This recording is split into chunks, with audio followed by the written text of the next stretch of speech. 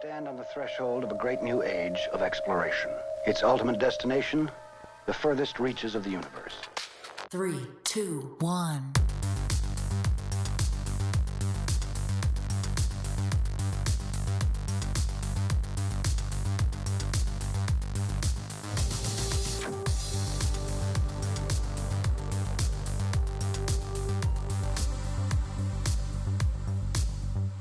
Good evening, ladies and gentlemen, and welcome to the Frontier on the campus of beautiful Research Triangle Park, North Carolina, for RTP 180.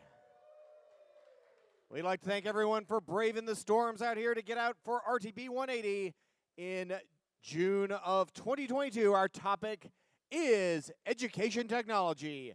That's me, slightly smaller beard, slightly larger head. I'm Wade. I am your MC for tonight's events. And I'd like to tell you a little bit about who brings this to you. That is RTI International, proud sponsor of RTP 180 for a number of years. Give it up for our friends at RTI International. If you're international and need any R's, T's, or I's, please seek them out. Now, the way this is going to work, we have 4 speakers tonight on the subject of education technology. They'll each be speaking for about 5 minutes. At the end of that, we'll have about 5 minutes of Q&A from you, the audience. So be sure, while you're listening to them, think of some topics. We may have some swag to give you if you're giving us some questions. We love getting questions from you. If you'd like to connect with us on social media during the show, please do that. You can use hashtag RTP180. You can tweet at FrontierRTP. If you're watching us live on Facebook, first of all, hello. Second of all, you can leave comments on Facebook. We'll get those as well. We're also streaming live on PBS NC for those who can't be with us here tonight. Now, normally, if you're in this building during the week, you'll look a lot like this. That's because you are currently sitting in the region's only free, pause for dramatic effect, co-working facility. That's right, free co-working. If not in the heart of RTP, at least in the spleen right here at Frontier. Feel free to drop by, post up at a desk. It's a great time. We also have other events here. We've got the Box Yard right across the street. We have other activities coming up as well. It's a full-service retail outlet here, folks. I'd like to specifically draw your attention to our On the Menu series. Next one's coming up July 7th, lunchtime, 12 to 1 p.m. If you or someone you know identifies as a women or minority-owned business, this is the event for you. We'll have Tammy Hall up here giving you tips and tricks, how to apply for grants, how to structure your business. She'll give you information you need to know. Feel free to come by and see that. If you know someone who would benefit from that, feel free to pass that along. Now I've said pretty much everything I need to say. It's time to move on to our first speaker of the evening. He's the director of the Master of Arts in Educational Innovation, Technology, and Entrepreneurship program at the University of North Carolina, Chapel Hill. Please welcome to the stage, Todd Turner. Thanks, bud. Hey, how y'all doing? Woo! Hey, Todd. Yeah. You need to be up there so they can see you on the camera. Oh, really? Yeah. Okay. We good. You know, I'm a tall guy, so I take that for granted, but it really is long and not narrow. All right. So anyway, this is my first public speaking event since post-COVID, or wherever we are with COVID. So I'm very excited to be here tonight. And tonight I'm going to talk about the Edtech Marketplace. So that's my title. And the Edtech Marketplace is really near and dear to my heart. And the reason it is because I'm a former classroom teacher, I'm a researcher, I'm an innovator, and I'm an entrepreneur. And what the Edtech Marketplace means to me is opportunities for teaching and learning. And tonight, I'm going to talk to you about the Edtech Marketplace as an end user, so the consumer side of it. I'm not going to talk about it as a developer as much, but people who use the products. So this is a picture that I'm sure you all are familiar with. This is taken at the North Carolina Technology and Education Society's annual conference in Raleigh. I attend this conference every year. It's attended by teachers throughout the state, throughout the region, and it's wonderful. And the reason I'm showing this is because it actually shows one version of the EdTech marketplace, right? The vendors are there, they're showing their products, they're showing their services, they're showing their wares. And the conference goers, they browse, and it's a really cool moment. But this isn't the only place the EdTech market exists, right? It exists if you search for products online. It exists in the App Store. It exists in labs where they're developing products. It exists in fairs and maker spaces. All these different areas are where the EdTech Marketplace exists. And what I find really interesting about it is this is where we're seeing it go. Currently, we're seeing huge investments in AR, VR, artificial intelligence, robotics, blockchains, and you can see on that graph, and this is from one of the companies that I like to follow, is Holland IQ. They have wonderful visuals, but if you were to pull up this data from the World Economic Forum, from UNESCO, a whole other variety, these trends are going to be consistent. And what this means is we are being flooded with different products and services being developed. Some good, some not so much, some in the middle. And this isn't new. In fact, when the iPad came out, 2012-ish, I actually started my own startup around this. And the problem that I saw at the time was, there's an app for that. Y'all remember that line? There's an app for that, right? And so all these teachers are getting iPads, and they're being told, there's an app for that. But how do you actually teach with it? Or better yet, how do you actually pick the EdTech you want to use, the apps you want to use? And so we did a lot of A/B testing, and we found through research of our own, through the peer review research, that teachers were literally drowning in a sea of apps. And we use this as our catchphrase. Drowning in a sea of apps, app ad review as a lifesaver. And this really resonated with people. And our idea was, we will help you pick the EdTech, and we'll tell you how to use the EdTech, and we'll rate the EdTech. And we did through a research base. But the reason I'm showing this is because the numbers you see here, they're the next evolution. They're showing you what's going to become. This picture right here, and I really enjoy this picture, but this picture right here shows what classrooms look like today. The students have some sort of tablet, some sort of device. They're accessing their learning management systems, the digital tools, a whole variety of things, right? We have robotics and STEM and all these wonderful things that are out there. When we think about this, that AR, VR, AI, we start to get into something called mixed reality. And I feel Matsudu from Mural really does a nice job. So if you look at that bottom graphic down there, it shows that the kids are wearing VR, they're experiencing these learning immersive spaces, but the difference that we're going to start seeing, according to Matsudu, is that it's not going to be just computer generated, right? We're going to have the physical environment is going to impact the immersive environments that they'll actually access through the AR and VR. And this becomes mixed reality. What's going to happen is we're going to continue to see investment in this. We're going to continue to see more and more choices come out. Teachers are going to continue to feel overwhelmed. And developers are going to continue to develop these products. Good, bad, but this is probably what we're going to happen. So I introduced the idea of critical consumerism. And what this means to me is, as the end user, you need to understand what it is you're looking for in an EdTech product and how you're actually going to use it. Now, context, I believe, is incredibly important. I teach at a graduate school. I taught high school at a Title I school down in Central Florida. I've worked with schools of all different spots, literally from South Carolina all the way to Portland, Oregon. It was kind of like the solar eclipse from a few years back in reverse, right? So these are the questions that I think about. These are my questions. I want to know who designed the EdTech. Did the developer design it, or was it designed through human-centered works, right? How did that happen? I want to know the data. What data actually demonstrates that the EdTech is effective? And it's not only the data. I want to know that that data is legit. I want to know that it's valid. I want to know who collected that data, how it was analyzed, and how it's being interpreted. I think that's important. And then the other thing that I want to know is we have a variety of different pieces of EdTech, right? Some of them do very similar things. A really easy example that I'm sure a lot of us are familiar with is if you want to compare Microsoft Word to Google Docs. Or if you want to get more involved, Pear Deck to Nearpod. What's better? What makes it better? What's the cost? What are the alternatives? As we move down to the bottom left, who's represented in the EdTech? Who's not represented in the EdTech? There's a lot of diversity, equity, inclusivity, representation that needs to be considered, and the research will tell you, and your own works will tell you, there are people who are and who are not represented. That needs to be a consideration. I also think of college and career readiness, right?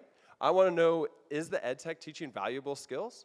And not only college and career readiness, I also want to know about civic life. I think media literacy is really important right now. How's the EdTech doing that? Is it supposed to do that? And then how much background knowledge is needed to use the EdTech? Like, is it intuitive? Can I get in and get going? Or how much professional development is needed? So I leave you with this thought. The EdTech marketplace is vast. It is broad. We are going to see more and more EdTech come up.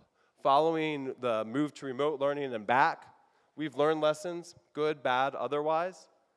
Be critical in your choices about which pieces of EdTech to use, how you're going to use them, and whom you're going to use them with. And I look forward to y'all's questions. I think I got that in 5 minutes, yeah? Sure, we'll go with that. All right, give it up for Todd Turner. Now it is time for Q&A from you. Raise your hand like this gentleman right up front is doing. I'll bring you the microphone. You get to ask your questions. First question coming up. When you're evaluating an EdTech, what quantitative criteria do you use to rank one compared to the other one? I love that question. Very early in my career when I was doing app ed review, I was really confused by that, right? Because we were looking at apps and like what makes an app a 4, what makes an app a 3, what makes an app a 5, right? Very subjective. So the way that I do it is I actually draw from the research base. Ooh, you got swag. I actually draw from the research base, and we actually created a 26-point rubric that really gets in detail about what it is we want. What are the aesthetics? Where is the knowledge? How is the design? How are you able to use it? The context again. How is diversity represented? How can you collaborate with it? And so what we did is we systematically did a review of literature, and then we used from that review of literature, we actually developed an entire rubric around it, and I'd be happy to share it with you. That 26-point rubric is, of course, in the shape of a cube. Next question is coming to you from your left. Yes, sir. Great presentation. My question is about the creators of EdTech. What do you find is helpful for those who are producing this EdTech to be able to do to help the consumer be more critical, even in their efforts to sell their own products? Yeah, that's a great question. So I think what we need to be when thinking about the developers is we need to be transparent in how it was developed. Who was it tested by? Who were the collaborators and partners who maybe helped co-design it? Probably they weren't doing the technical side of it. But how were you actually able to build empathy? How were you able to identify what is the challenge you're trying to respond to with the EdTech? And then how did you actually prove or at least demonstrate that your EdTech is actually doing that with a data-informed approach? I think that's really important. I think transparency in the design of how it was and then how it was tested is paramount. All right, another question coming here from Stage Center. I have a question about the overwhelmingness that the teachers are feeling at this point, and you're going to throw something else on them at this point. I know you're reducing the number of apps, but what are you doing to kind of alleviate and make them feel better about accepting this type of teaching? That's a very important question, and I really appreciate it. So I think context is important.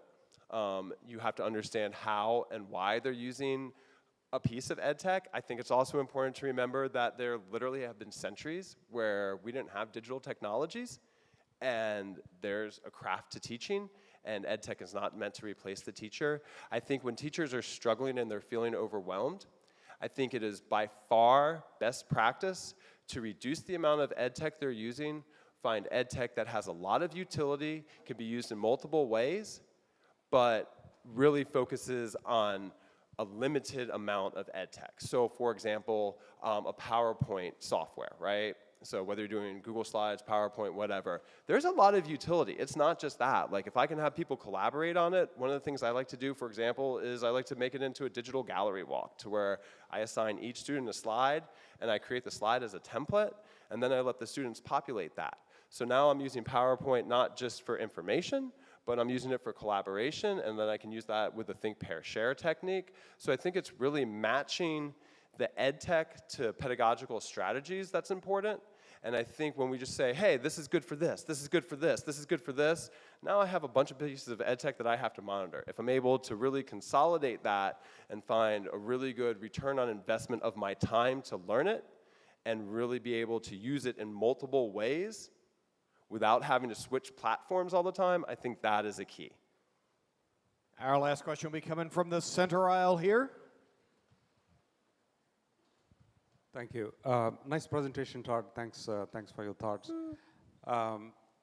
My wife is a teacher, so you're right. They use quite a bit of applications and they're lost in it.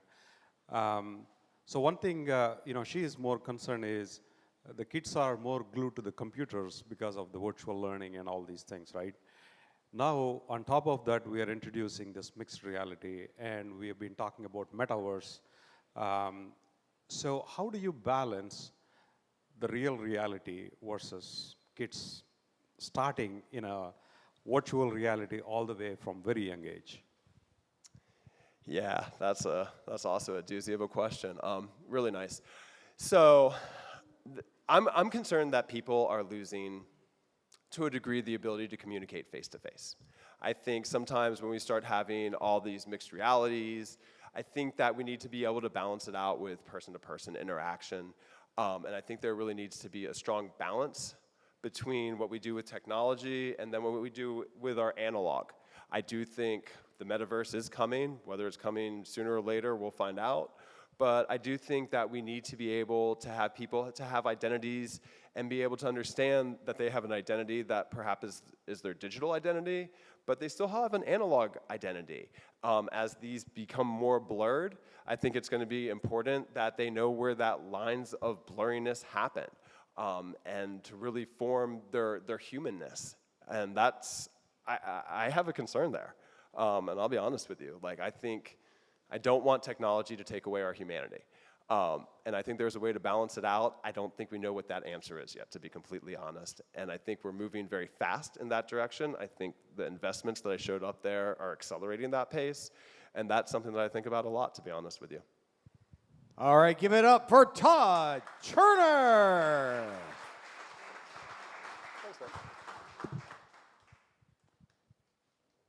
Some great stuff about the proliferation of EdTech.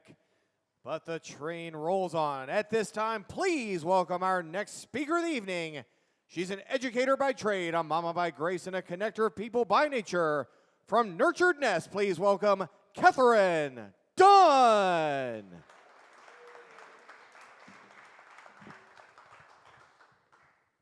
Hello. Thanks, guys. I have a few cue cards.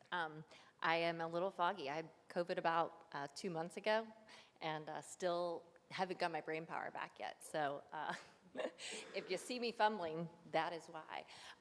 I am a former educator, too. It's always fun. I had fun listening to Todd's. But today, we're going to talk about a little something else, how EdTech, I am EdTech that he was just talking about, but I want to talk to you afterwards. So when I tell people about what we do, we offer on-demand parenting classes. And if they're folks that raise children before this digital revolution that we're currently in, they say things like this. My kids are just fine, okay? So some of you may be being like, my kids are just fine. The thing is, they're coming at it from a really good place, a place of experience, but these seasoned parents are not acknowledging the fact that the overwhelming amount of information that we're faced with as parents today can be, lose it where there's perspective out there, there's information, and honestly, it's pretty overwhelming for most.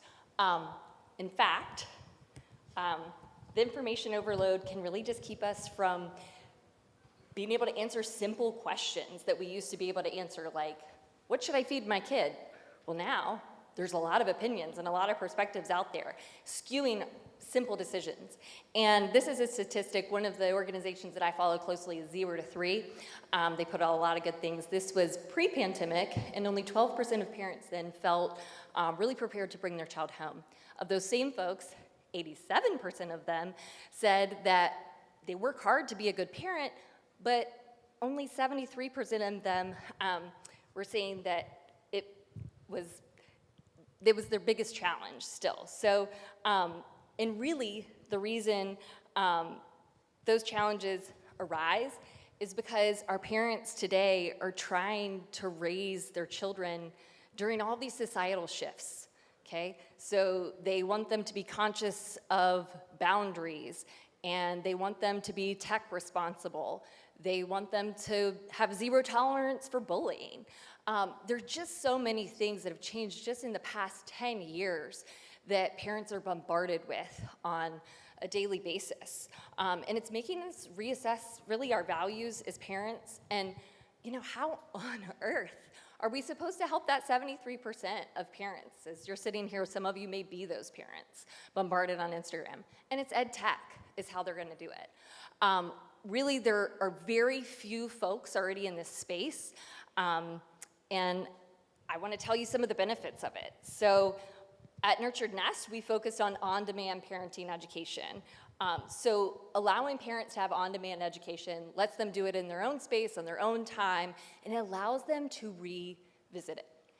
And that's because your brain is a lot like a muscle. So in order to saturate the information and learn new concepts, it needs to rest and recover. And so on-demand learning, when it comes in small chunks, it allows parents to watch, to reflect, to rest, and revisit. And that's truly how adults learn. There's also another concept here.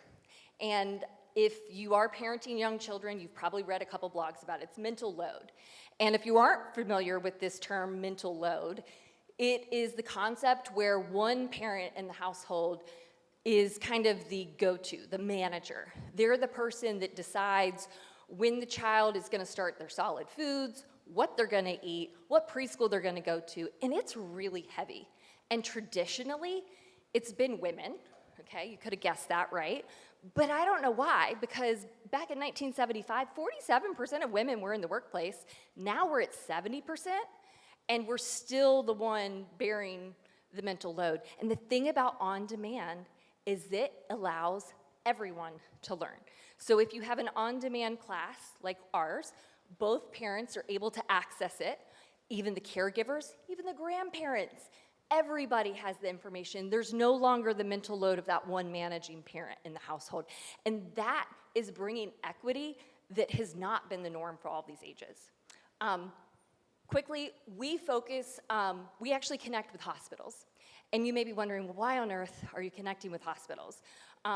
They've traditionally been the source of parenting education, the only known trusted source in a community. And if you haven't watched the news, hospitals are struggling. They're understaffed. They're essentially shut down to outside folks, so many of them are not holding in-person classes, and they need EdTech, not only to empower the families with the education they need, but to meet the needs of parents that are part of this digital revolution.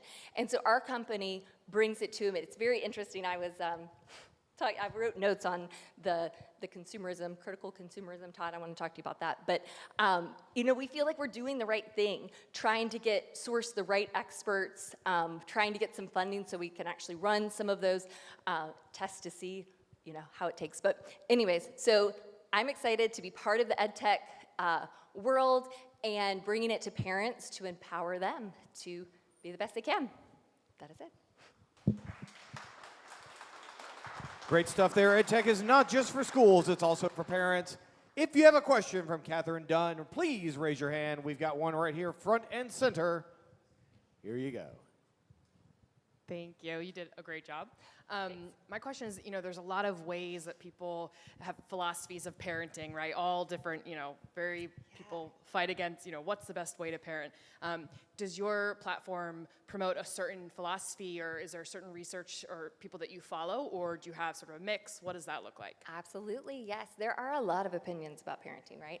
So we stick to the trusted sources of the American Coalition of obstetrician and gynecologist, ACOG, AAP, and so we try to stick to, it's been hard lately.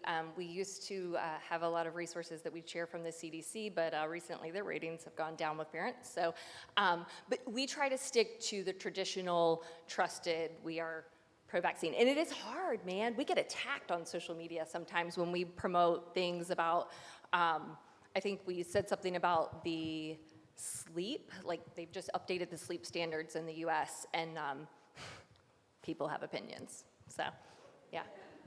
Shocking, people have opinions, that's Right? weird. I know, on the internet. Other questions, other questions, other questions, raise your hand. I will bring you the microphone. We got one all the way over by the window here on the right. I'm coming, I got little legs. All right. And our next question. I was just curious, when it comes to, providing education from others, does it take into account like different, education for different circumstances or different type of cultural things when it comes to parenting, especially Yeah, because man. as I mentioned earlier, there's different types of parenting, and then there are, different families who have access to different types of resources. They may have access to more, they may have access to less, and how do they apply that if it's something that they may learn but just may not have the means to achieve or get? That is so important. That makes me so giddy because cultural understanding is actually a part of every single one of our classes. And not just being like, well, we know that your family, is from Indian descent and you might do these things. It's more so coming from, we know some of you may be raised, like this, and your family may be like this. You may be coming from it. We have a class focused on grandparents, and so we talk in there about how, some of you may not be really excited about having a grandchild. Others aren't. And so we do try to build that in the content that we build, but we call it out specifically because that's so darn important, right? When it comes to parenting, acknowledging where you came from and who are your people and how that affects how you're gonna parent. Yeah, good question. Okay. Excellent questions here tonight. Anybody else with another question, please raise your hand. We've got one over here to your right. Probably should have just stayed over here. All right, here you go. So on one of your earlier slides, you mentioned that you had anonymous access to the material. Is it anonymous access or anonymous presence, and why did you decide to go one way or the other? So there can be anonymous presence, and it's actually through research. So it's pre-pandemic. There was a research study done with only mothers. As you can guess, there's not a lot of research in this space. And so the mothers in this study from 2019 said that they were more likely to ask hard questions if they were anonymous. And so our platform allows you to be both. If you would like to form community, you can. And if you just want to ask one of those nitty-gritty, nasty questions that you don't want anybody to know that you really want to know, you can do that too. Yeah. Cool. All right, we've got time for one more question if anyone has one. Otherwise, we've got, well, we do. Never mind. I will not finish that sentence because it's not relevant anymore. I really just need to stand on this side of the room, apparently. All right. I am getting my steps in. It's true. So is there a certain age that a parent's child has to be in for them to go through the program? Is it better if they do it before they're born or if they're in the teenage years? Yeah, and I didn't really talk much about our product because that's not the goal of tonight, but we start, right now we start with childbirth. And so we get folks in then. We want to go backwards. We're actually going to go to conception. So a lot of us have figured out when we started to have kids, it's actually pretty hard to get pregnant.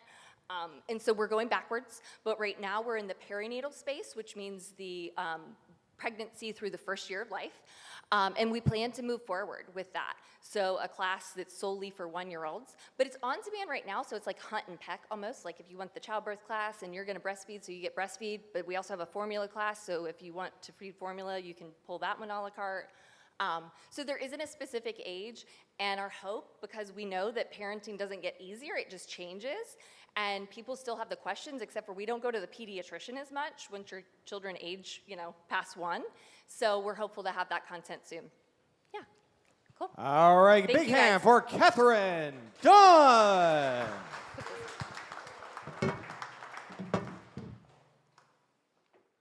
All right, if you didn't get a chance to get your questions answered, some, if not all, of our panelists will be sticking around after the event. You can grab them, say hi, ask them any questions you have not been able to get to so far. So turn my page around. But now it is time for our next speaker of the evening. He's the founder and CEO of BetaBox Learning, a Raleigh-based education company with a mission of sparking and sustaining hands-on learning in K-12 schools. He's my old friend. He's about to be your friend. Please welcome Sean Newman Maroney. Thank you. Can we just give a round of applause for Wade with that great stride over to the very impressive. Okay, so yeah, my name is Sean, and I thought it would be good to start off with this quote from the philosopher slash, legendary punk band, The Offspring, because I think it really captures what has happened in the K-12 school systems over the last couple years. And the song is called The Kids Aren't All Right, and I think a lot of us saw that. We just heard an incredible talk about parents. Parents, we understand, no, I'm not a parent, but parents understand that we went through a hard time, and it has shown up. At my company, kind of felt like getting hit by a truck when COVID happened to us, because we run a very hands-on service. We go out to schools with a mobile unit. We do robotics, technology, all sorts of really cool hands-on education. All of that went to zero when the school shutdowns occurred. And so this is what it felt like for our mission. But even more than just the shutdowns, this graph actually made me emotional the first time I saw it. So, for the people that are not data scientists in the room, let me spell this out for you. This was created by the Office of Learning Management and Recovery for North Carolina, and it's actually one of the most comprehensive learning loss reports that has been done by any state. And what they did is they took a cohort from 2018, and they tried to basically predict the test performance, and then they compared that to this most recent batch of students. And so the bigger bars on the right, on that side, that's bad. Those should be the same, but they're larger. And you'll also notice that the blue is a little bit larger than the purple. That means that learning loss, so basically not performing as well as what was projected on things like standardized tests, is actually disproportionately affecting economically disadvantaged counties. And so that's the blue over there. And that was unfortunate for us to hear, because that's where we do our work. So we go out to some of the most rural areas of North Carolina to create these opportunities and experiences. And so it just felt like years of work at BetaBox. We just got this big gut punch, again, like being hit by a truck, because it just felt like we were so set back in our mission due to all of this stuff that's been happening. But then we got a little glimmer of hope, because that solution, or that report, proposed a couple solutions. And that one that's highlighted there was one of the solutions that this report that said, hey, this would be a good thing for us to invest in, recapturing student interest through enrichment and instructional resources. And that's really what we do. All right, quick show of hands. Have you ever had a moment where your faith in humanity was just completely restored? Maybe somebody let you into a parking space or something like that, just anything. All right, got some hands up. Has that moment ever been created for you in your life, by any chance, by like a Republican state legislator? Keep any hands up. No hands? Well, I'm the only one, because this guy actually took a chance on our pilot program, and we got it funded to expand BetaBox. His name is Representative John Torbett. Yes, he's a Republican, but he's a great guy, because he saw the same thing that we saw, that students are hurting and needed this experience. So we got to put out this press release a little while ago, back in February. Hey, we're going to be providing this program for more than 30 school districts, 100 schools. I'm going to show you what it looks like in a moment. So this is pretty exciting, But this talk is about overcoming obstacles. I want you to take a look at that right there, the date we put out this press release. Same week, I actually got in a pretty bad car accident driving one of our BetaBoxes to one of those rural schools in a county, actually in South Carolina. So this really did feel like getting hit by a truck, actually, because that's what happened. And I was in the hospital for about a month, but I'm all better now, as you can see. And that was one of our BetaBoxes that got destroyed. So this was one of those low points in the entrepreneurial journey, right? You hear about the roller coaster, the up and down. So we just had that big up. This great new pilot is funded, right? We're a part of solving this big national problem. And then boom. but overcoming obstacles, right? One foot in front of the other. This is what we teach our kids, right? When they're at the beta box and they're not getting the program to work the way they want it to work, it's like, hey, you're not going to get it right the first time. That's what science and technology is, right? It's this story of putting one foot in front of the other, struggling and working through a problem. So we built a new one. We built 3 new ones, actually. And hopefully, I can show you what it looks like. Program a car from a computer. Today I learned. Do you think you ever might do something like this in your career? Do you think you ever might do something like this in your career? I do. This is one of our programs. It's actually in Mississippi, but it's the tip of the iceberg. We were plugging in. Just trying to get students excited. Hey, this is something you can do. It's definitely engaging. It pulls the children in. It makes them want to be able to learn.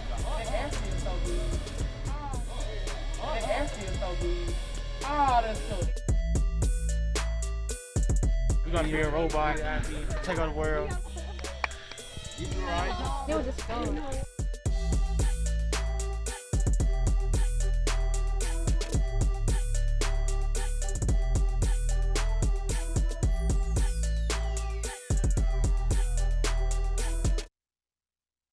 Maybe I just look at this as a potential trajectory for me. So this program's pretty exciting because we're going to do that experience for 12,000 students throughout the state of North Carolina throughout the next year or so. And then briefly, I do want to just make a call for anybody that's interested in the data side. Please come talk to me after because we're going to be having all of these students complete a short career interest quiz basically after that's going to help us get data that we need to really prove, hey, is this something that works? Does it affect learning loss? And we're building out our logic model for that now. So if there's any researchers, education evaluators, please come talk to me after. Would love to chat with you. If you know any schools, you can just send them to that link. That's the apply page. So any school, this is totally free for schools. Please send them there, and then hopefully we can get them enrolled in the program. And there's a bunch we do for teachers in schools afterwards, I should mention, but that's a talk for another day. And again, that's my email. If you're interested in that data question, please reach out to me. Would love to chat. And I'm happy to take any questions. All right, give it up for Sean Maroney there. Kind of a brief aside, I've known Sean since he started doing this project, however many years ago. It's probably, what, 10 or so? It's been a while. Almost that many. I don't like to think about it sometimes. Yeah, it's been a while. It's honestly one of the coolest things I've ever seen. It's a portable, experiential learning facility that can go anywhere. Places that don't have access to this type of technology, they can bring it to them for a limited time, longer-term time. It really is just an amazing project, and I've been a big fan of it from the beginning. Hey, thanks. Yeah, it's awesome. But now let's get some questions from you about how BetaBox is doing this sort of stuff. So we've got one from our speaker up here. I'm blown away. That's just fantastic. Thank you. I was wondering, there have been several other buses and other groups that have gone around with DNA testing, all of that. UNC has one. Did you look at that and learn what you could from that? And how did you adapt? Absolutely. So, I mean, this is like a non-zero-sum game. The more enrichment that's available, the better. And so we mostly focus on computer science, technology, and engineering. So we haven't gone into the sciences. We are now. So we're doing like gel electrophoresis and some other stuff starting in the fall. We made a specific decision to set ourselves up as more of a for-profit entity, actually. And so we don't charge the schools. We have industry partnerships and other things that we do. But the reason for that, I noticed a lot of those buses sit on the campuses. They actually don't get out to the schools nearly as much because a grant runs out and then it just sits there. So I decided, hey, let's try to make something more sustainable with like a business model. So the other piece of what we do is the hands-on learning mobile unit is like 10% of what we do for the schools. Afterwards, we offer a ton of hands-on learning lesson plans, professional development, and an equipment checkout program. So every school that gets the mobile unit, up to 5 teachers, oh, really, it's more than that now, they get free access to all of that. So you can check out a 3D printer, a set of drones, the robot cars from us, like at no cost. And so that's one example of a set of services that we now provide. Other questions about what they're doing over at BetaBox, please raise your hand. We'll be able to bring the mic out to you. Get those questions answered. We got one over here to your left. The age. Middle school and high school. So this program is going to mostly focus on like the transitionary years because that's where the learning loss report, like 6th through 8th. And then we do a little bit more career-focused experiences at the high school level. We do some experiences for 4th and 5th grade, but really it's 6th grade and up that we focus on. All right, we've got one coming over here to your right. I think you mentioned you said you have 3 of these.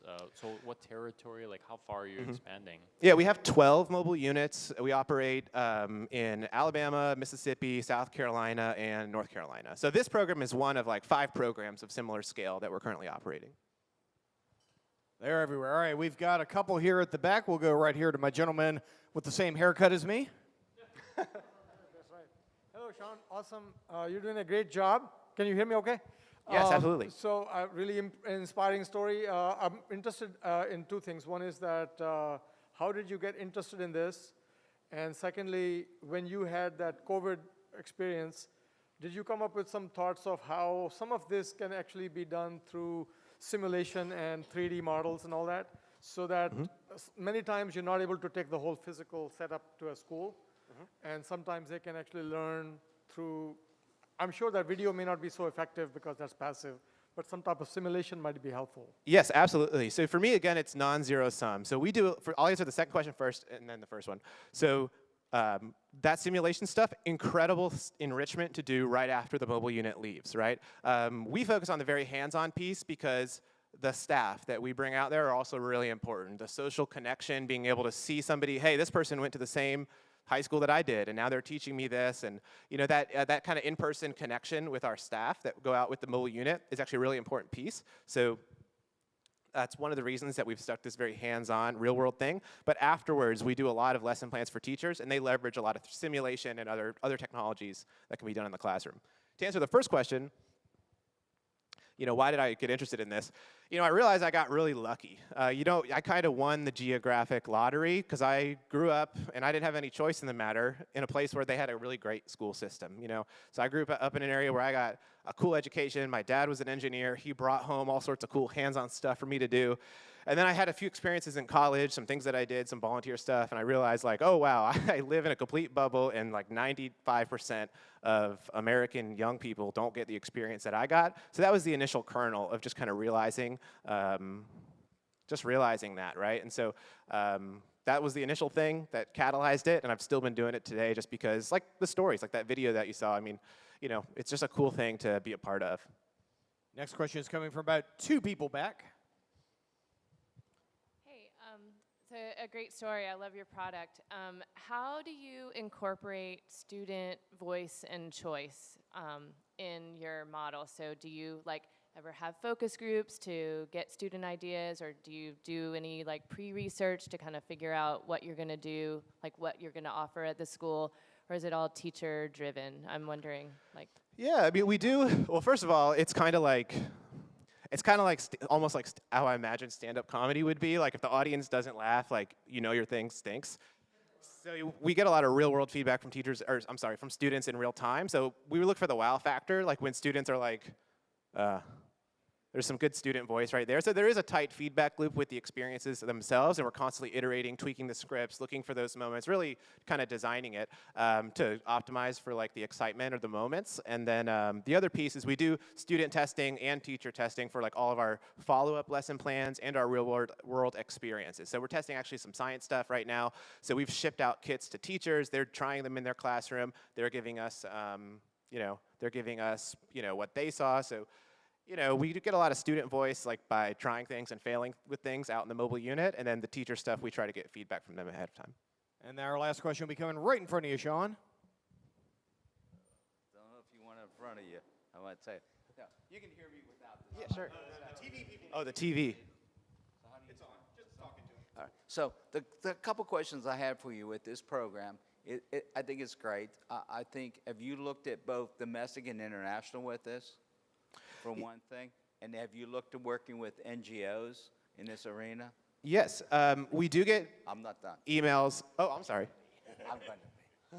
No, but no, I think it's a great arena for that. And have you looked at setting up mentoring groups with this as an extension of what you're doing? We haven't looked too much into mentoring groups, so I'm curious if you want to chat with me after about your ideas there. In terms of international, we get emails like once a month from people all over the place that want to bring this experience. We did do a partnership with one organization called DAI that provided this service. We actually set up a makerspace in Oman, which was a really cool experience. We don't focus on much international though, because there's a lot of challenges like right here in the US, right in our state. You drive 20 miles up the road, and they need this, right? So, we mostly focus on like the southeast of the US right now. It doesn't mean the service can't be incredibly valid and useful in other places. It's just not really where our focus is right now. All right, give it up for Sean Newman Maroney. All great questions. And once again, I do encourage you to check out the website. It's pretty brilliant stuff. But now we're moving on to our final speaker of the evening. He's at the School of Science and Math as a bridge between the school and the public. He loves straddling disparate worlds. Coming to us from Duke University, David Stein. Thank you. And no thank you for having me follow him. I mean, that's unbelievable. That was a really great presentation. So let me just run you through. You've been looking at a large scale. I'm going to take you down to a real micro scale. I work with 8 schools. And our job is to play with technology, play with it in schools, get teachers excited about it, and also to create a steady flow of students. We've converted a lot of Duke students into EdTech, and so they're now going out into the EdTech fields, and we'll give you some names. That'd be great. So one of the things we're finding is that AI, AR, and animation are things that are really catching people now. I'll just block you every once in a while. So we're going to just tell you some of these things, and as has been mentioned before, you need 3 components to really make it work. Web-based, free, and intuitive. And the free thing was great with what you're doing. And it's ironic, but sometimes the hardest things to understand, like artificial intelligence, are really some of the easiest things to introduce to schools. And let me give you a couple of examples. This number of you might be familiar with is just a simple drawing program, and you just draw and it guesses. Quick Draw is a game a few of us at Google made. You draw and the computer uses machine learning to guess what you're drawing. I see square, or suitcase, or canoe. Oh, I know, it's shoe. It's an experiment that uses some of the same technology that helps Google Translate recognize your handwriting. To understand handwriting or drawings, you don't just look at what the person drew, you look at how they actually drew it. Which strokes did they make first? Which direction did they draw them in? You train the computer on millions of characters from hundreds of languages, and over time, it learns whether you wrote look or whether you wrote book. Training is a big part of how the computer can guess your drawings correctly. As people, it's easy for us to look at these 3 drawings and know they're all cats, but to a computer they're very different. One is just a head, one has a full body, and one is just facial features. To get the computer to understand, you have to show it a lot of cat doodles. And then it starts to see patterns. So some of the common elements, if an AI system is learning that, is that pointy ears, whiskers, and so all of those have a common element to it, and then the computer learns that. And we found that that works with everything from preschoolers and students with autism all the way to people with dementia. So it's been something that has cut across lots of different demographics. And then, all right, so you can just see it and appreciate it, but how do you get students actually using and experimenting and creating things with AI? And again, here's another example that we've had very good success with. With Teachable Machine, we set out to make it easier for anyone to create machine learning models without needing to write any machine learning code. When it first launched in 2017, it allowed everyone to get a feeling for what machine learning is all about. But now, Teachable Machine puts the power of machine learning in your hands, allowing you to save your models and use them in your own projects. So let's say you want to build a model. So it's really straightforward. So we work with and train kids so that they can choose, they want to distinguish between themselves and their brother. And so we were able to do a lot of this virtually, which was great during the pandemic. And so, you know, they get to choose what they want and to start exploring and figuring out how it works. Augmented reality is a personal favorite of mine, and I'd be happy to argue VR versus AR with people, but I'm a strong believer in AR. I don't think we want to be hiding. I'm sorry, Todd, but I don't think we want to just be hiding all the time behind glasses and you're not part of the environment. Here's just an example. You guys familiar with this one? You just take this little app and you take a dollar bill and you put women on it. And you get to choose the women and you learn a lot about the history of women in the process. We've done things with making books come alive. We just published a book on young activists, and in it there's lots of graphics, and each one of those graphics is a trigger with videos, and so you can really learn from that as well. And adding depth to public displays, I'll show you some of that, and library book teasers. But we first started much like Todd did, and we went through 30 different programs that are used for creating AR in schools, particularly ones that are free and web-based. And the two main contenders were Reality Composer, which is free from Apple, incredibly powerful. If you haven't played with it, I highly recommend it. Big downside is that it's only with Apple devices, and getting things through the store is just a nightmare. My Web AR is free, it's web-based, it's really easy to use, and it's pretty powerful. You can see the range of things that you can do with it. It can just pull from a QR code, it can pull from a graphic, and you can add lots of different features. So they're using it in lots of different ways. We focused on mostly for books and for historical things. So front row seats, you have a real advantage if you want to go ahead and just capture that and get the link, because I'm about to show you something else that will link to this.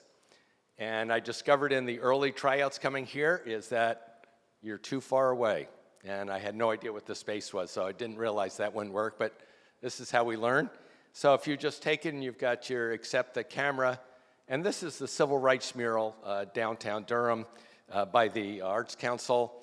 And you can't see it here, but with the AR that we've created, sure enough, there's Best of Enemies there. And you can go and you can see a clip of the movie, you can learn about the characters, and all of those people come alive and you know who they are, as opposed to just seeing a mural and it's just like, oh, it's a bunch of people all having something to do with civil rights. Something similar with the book tags, we worked with middle school students. They created lots of information about these books, and then we set up hang tags, put it in the media center, put it in the regulator bookshop, so that someone's looking at a book and thinking, oh, do I really want this? You just click on that and you can learn more about the book. So you'd think animation, which is so easy, you know, you take a picture, you move, you take a picture, you move. You'd think that would be so easy to do with students. It actually turns out to be the hardest of the three. And some of the things are, it takes a long time to do it. And it's hands-on, and you do it in small groups, but it's still very labor-intensive, and these days, teachers don't have a lot of that time. So we tried to find shortcuts to do it, working in teams. And here's a project at, this is Rogers Her Year-Round Middle School, and they have Chromebooks like all the other schools do, but the students stopped really taking care of them. And so they said, all right, we need to make something that kids will watch that will encourage them to take care of it. And so we tried several different video techniques. So this is just one little animation they did.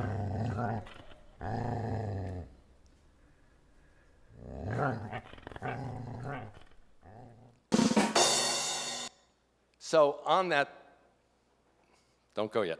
On that, they had 8 different things that you should be careful of with your Chromebooks, and we did everything from green screen and animation, and doing animation based on using Google Slides, lots of different ways to do it. Here's another example for students studying history. This was done in 2 hours, so you really can do pretty impressive things in just a short amount of time. This is about Robert Smalls. He went out of Charleston. Can't do the volume. And he stole this warship right out of Charleston Harbor, through all of the hazards, and turned it over to the Union Army. So there he is, he's changing flags. He even went so far as to go back and pick up his family and other people's family. It was so clever, they cut the hair of the captain and they collected it and they made a wig, so as he's going through the harbor, he looks like the captain. And he used his hat, and the kids paid all attention to this. And there we go. Perfect timing. So that's it. The end.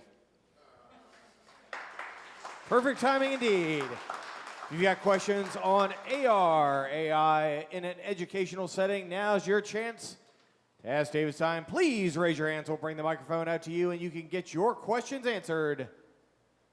For the next 30 seconds, we have a special going on for questions. True. Blue light special. Do you know he's the voice of the Hurricanes? Oh, Yeah, okay. Is that me? I sound just like that guy. All right, your next question's coming to you from your left. Yes, sir. Have you all looked at any college and career readiness, learning and training in some of the technology that you explore? We haven't. That's a great question. We have worked mostly with younger students, middle school, and then earlier. We've done a lot with data exploration at the middle school level, which will be lots of career opportunities down the road. But we've tended not to do it into the high schools because their schedules usually are so packed. It's hard to get in and do those activities. All right, next question. Next question coming right here from the front row. Okay, you said you prefer AR over VR. Help the unlettered here and tell us why. Sure. Augmented reality is you can just wear your own glasses, or you just have your phone as the intermediary. So if you're driving, you can use augmented reality. It appears on your dashboard, and it'll just have arrows going like turn left over here. And it can give you warnings that way. Virtual reality, you put goggles on, and you're tethered usually in some way. And I think there's a place for it, but in terms of widespread use, I don't think it's going to have as broad an impact as AR. There you go. Other questions about AR, AI, VR in an educational setting? We've got one coming from my friend over here by the window, making me get my steps in. All right, right. can we You're get a helping work question off the from beer someone here. over there next, just so he goes back and forth? I was just curious when it comes to when it comes to the implementation of like an AR program into like education and younger grades, how do you convince the schools that this would be a benefit, especially when there's the traditional learning model? Like people now are starting to get a little bit more used to the remote environment, but it took a global pandemic for people to be able to be okay having students use more technology in the younger grades, especially because I think it's normally so hands-on and so in person. How do you convince schools and teachers that this is a beneficial technology to implement, especially when it could potentially be a lot of work and potentially money for the school? I only caught part of that, and I'll answer part, and then Wade, if you can help me Sure thing. for what I'm missing. The technology has to be relatively easy to use, and I'll give another example. For new teachers, we use 360 video cameras, and setup was next to nothing. We just put it in the center and let it run, and then I provided, I captured that, and I sent it to the teacher, and I said, look through your classroom. See what's going on, particularly in elementary schools where you're working in centers. So the teacher was up here, and she had students working all around, and she wasn't even aware that there was a student just sitting there. He would drop something, he'd spin it around, he'd pick it up, he'd drop something, he'd spin around. She was oblivious to that because she was a new teacher. So we used that with zero training, and she was able to just learn a little bit more about what was happening in her classroom. We didn't share it with the principal or any other supervisor. It's just, we've done that a bunch, it's just something that she can get. And I think the second part of the question was, with school budgets being limited, how do you convince people to bring this new technology potentially at a cost into their schools? Well, we have just done stuff that's free because they're just not going to do it, but you still begs the question of training. And that comes at a premium now because teachers have very little time. All right, we've got our last question coming right here, center aisle. Oh, wait a minute, he's a troublemaker. I saw him before we talked. A lot of trouble. David, I'm interested to know, is this the Duke School of Education that's doing this, or what's the Duke research behind this, that you're part of? This is actually an endowed situation through PepsiCo. Thank you very much, PepsiCo. and it's just meant for education technology resources for helping out in the schools. So. And then I've actually got one more question. When you present machine learning to the students, what is the thing that really kind of catches their attention and gets them excited about machine learning? What's the most accessible part of it? You know, it's really funny. It's writing. And we've shown it, you know, where they can just say, okay, I've got someone, he's trying to escape, and there's a bad guy coming after him, and I need to write a story about this. And the AI program writes a story, and they're like, oh my God, that's amazing. Anyone who can write your term papers for you is a good friend. Ladies and gentlemen, give it up for David Stein.